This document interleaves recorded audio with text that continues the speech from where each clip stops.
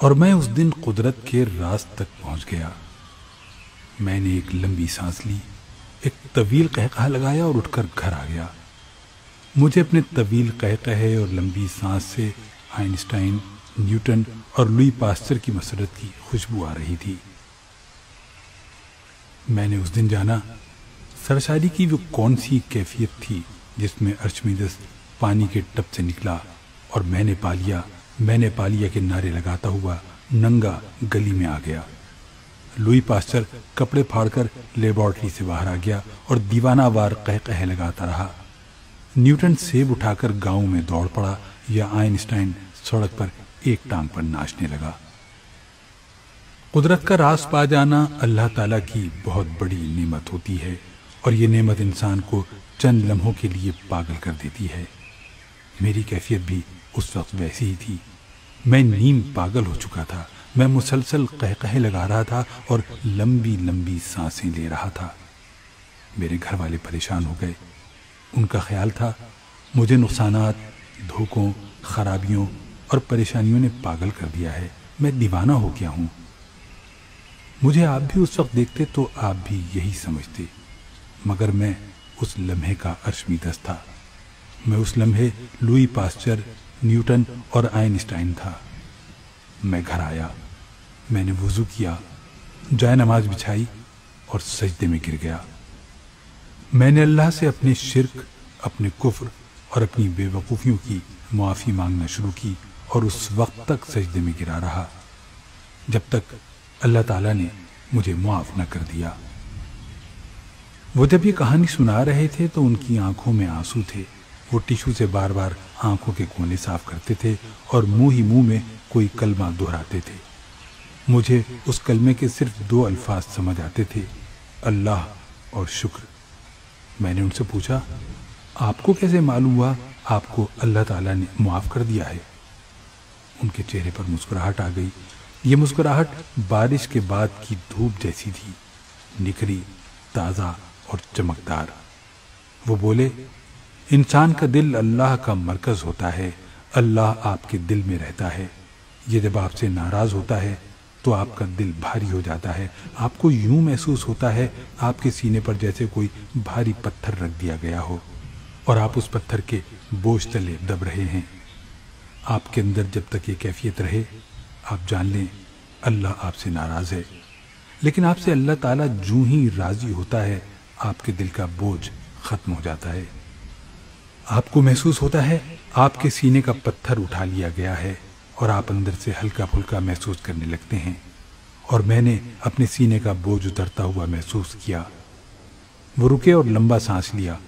ان کا سانس ٹھنڈی چائے کے طویل گھونٹ جیسا تھا۔ وہ بولے، میں سجدے سے اٹھا۔ میں نے بیوی سے پوچھا، کیا گھر میں کوئی ایسی چیز باقی ہے جسے بیچ کر چند ہزار روپے مل سکیں؟ اس نے مجھے عجیب سی نظروں سے دیکھا۔ اس کی نگاہوں میں تعصب تھا۔ وہ ٹھیک سوچ رہی تھی، کیونکہ میں پچھلے 6 ماہ میں گھر کی ہر قیمتی چیز بیچ چکا تھا۔ میری بیوی نے چپ چاپ ہاتھ سے سونے کی چوڑیاں اتاری اور میرے حوالے کر دیں۔ میں بازار گیا اور میں نے چوڑیاں بیچ دیں۔ مجھے 22,000 روپے ملے۔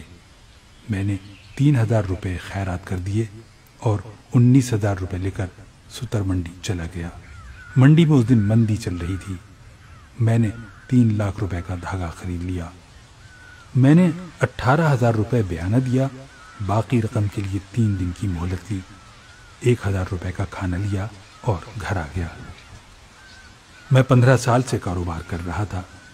میں ہر سودے کے بعد پریشان ہوتا تھا۔ میرے دل میں نقصان کی پھانس سی پھنسی رہتی تھی، لیکن یہ میری زندگی کا پہلا سودا تھا جس کے بعد میرے اندر شک یا اندیشے کے سانپ نے پھن نہیں پھیلایا، کیونکہ مجھے یقین تھا یہ سودا مجھے دوبارہ قدموں پر کھڑا کر دے گا۔ میں نے کھانا اپنے بچوں کے سامنے رکھا تو ان کے آنسو نکل آئے۔ انہیں 3 دن بعد کھانا نصیب ہوا تھا۔ ہم لوگ اطمینان سے سو گئے۔ اگلے دن اٹھے تو حقیقتاً ایک نیا دن تھا۔ میرا مال گودام میں پڑا پڑا مہنگا ہو چکا تھا۔ مجھے اسی دکاندار نے 25,000 روپے منافع کی پیشکش کر دی، مگر میں نے انکار کر دیا۔ شام تک منافع 1,00,000 روپے ہو گیا और अगले दिन 1.5 लाख रुपए। आप जरा तसव्वुर करो, मैंने सिर्फ 18,000 रुपए बयाना दिया था और मुझे उस पर 1.5 लाख रुपए फायदा हो रहा था। मैंने माल बेच दिया, 10,000 रुपए खैरात की, 2,000 का खाना लिया, घर पहुंचा और अगले दिन 5 लाख रुपए का तैयार कपड़ा खरीद लिया। मैंने 1 लाख रुपए एडवांस दिए और बाकी अदायगी के लिए 3 दिन की मोहलत ले ली। तुम यकीन करोगे, मुझे उस सौदे में 2.5 लाख रुपए बच गए। मगर ये मुनाफा असल मुनाफा नहीं था। मेरा असल मुनाफा एक कॉन्ट्रैक्ट था। मुझसे अगले दिन जीन्स बनाने वाली एक फैक्ट्री ने सप्लाई के लिए कॉन्ट्रैक्ट कर लिया। उस कंपनी को अमेरिका से जीन्स बनाने का बहुत बड़ा ठेका मिला था। मुझे 6 माह तक उन्हें रोजाना कपड़ा सप्लाई करना था। वो मुझे एडवांस रकम देते थे और मैं उन्हें कपड़ा सप्लाई कर देता था। अल्लाह ताला ने करम किया और मैं 1 महीने में अपने कदमों पर खड़ा हो गया। मैंने कर्जे भी अदा करना शुरू कर दिए और मैंने बीवी की चूड़ियां भी वापस कर दी और मैं जिंदगी में पूरी तरह बहाल भी हो गया। और आज रुके, लंबा सांस लिया और बोले, और मैं आज फैसलाबाद का बड़ा सनतकार हूं। वो खामोश हो गए। हमारे दरमियान खामोशी के कई दौर चुपचाप गुजर गए। वो इस दौरान हाथ मलते रहे, आसमान की तरफ देखकर अल्लाह का शुक्र अदा करते रहे और अपनी गीली आंखें साफ करते रहे। वो एक दिलचस्प किरदार थे। वो जवानी में लक से ककपति हुए, महल से फुटपाथ पर आए और दफ्तर की हर चीज बिक गई और नौबत फाकों तक आ गई। मगर उन्होंने फिर 18,000 रुपए से दोबारा स्टार्ट लिया और वो मुल्क के बड़े कारोबारी बन गए। मैं उनसे वो फार्मूला मालूम करना चाहता था जिसने उन्हें 18,000 रुपए से 18 करोड़ और फिर 18 अरब तक पहुंचा दिया। और मुझे उन्होंने ये कहानी सुना दी। मैं वो राज जानना चाहता था, मगर उन पर रिक्कत तारी थी। वो आंखें साफ करते थे, हाथ मलते थे, लंबे लंबे सांस लेते थे। वो बड़ी देर तक इस कैफियत में रहे और फिर अचानक सर उठाकर बोले, मैं भी दरअसल अपने बुरे वक्त में वही गलती कर रहा था जो दुनिया के ज्यादातर लोग करते हैं। मैं अपने दोस्तों, अजीजों, रिश्तेदारों, जानने वालों और मुखय्यर हजरात के पास जाता था। मैं उनसे मदद मांगता था। मेरे कुछ दोस्तों ने मेरी मदद की भी, मगर बुरे वक्त में हर मदद बुराई साबित होती है। मेरा वो सरमाया भी डूब गया, यहाँ तक कि मेरे जानने वालों ने मुझसे मुंह मोड़ दिया। ये मुझे देखकर रास्ता बदल लेते थे या फिर मुझे पहचानने से इनकार कर देते थे। मैं उनके रवैये पर कुड़ता था, मगर मैं फिर एक दिन कुदरत के राज तक पहुंच गया। मैं अपना मसला समझ गया। मुझे महसूस हुआ ये मुसीबत अल्लाह की तरफ से भेजी गई है और मैं जब तक उसके हल के लिए लोगों के पास जाता हूं तो अल्लाह माइंड कर जाता है। वो कहता है, ये किस कदर बेवकूफ इंसान है।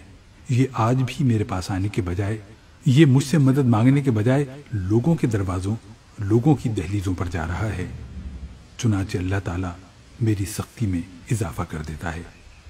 मुझे मालूम हुआ मैं जब तक अल्लाह के सामने नहीं गिड़गिड़ाऊंगा, मैं जब तक उससे मदद नहीं मांगूंगा, मेरी सख्ती खत्म नहीं होगी। चुनाचे मैंने वुजू किया और अल्लाह के दर पर माथा टेक दिया और अल्लाह ताला ने मेरे सर से मुसीबतों की धूप हटा दी। उसने मेरे रास्ते खोल दिए। हाजी साहब ने लंबी आह भरी और बोले, आप मुसीबत में जब भी किसी इंसान की तरफ देखते हैं तो अल्लाह माइंड कर जाता है और आपकी मुसीबत में इजाफा हो जाता है। लिहाजा मेरी नसीहत पल्ले बांध दो। बुरे वक्त में कभी किसी इंसान के दरवाजे पर दस्तक न दो। सिर्फ और सिर्फ अल्लाह से रुजू करो, तुम्हारी मुसीबत खत्म हो जाएगी। ये कुदरत का बड़ा राज था और अल्लाह ताला ने मुझ पर करम किया और ये राज मुझ पर खोल दिया। वो चले गए, लेकिन जाते जाते मुझे भी अशमीदस बना गए।